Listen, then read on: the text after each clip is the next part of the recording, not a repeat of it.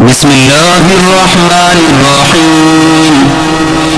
اقرأ باسم ربك الذي خلق خلق الإنسان من علق اقرأ وربك الأكرم الذي علم بالقلم علم الإنسان ما لم يعلم كلا إن الإنسان ليطغى أن رآه استغنى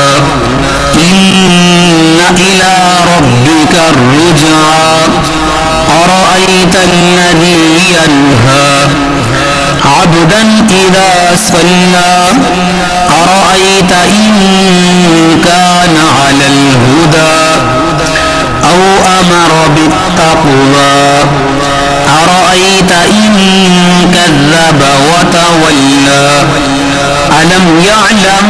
بأن الله يرى كلا لئن لم ينته لنسفعا بالناصية ناصية كاذبة خاطئة فليدع ناديه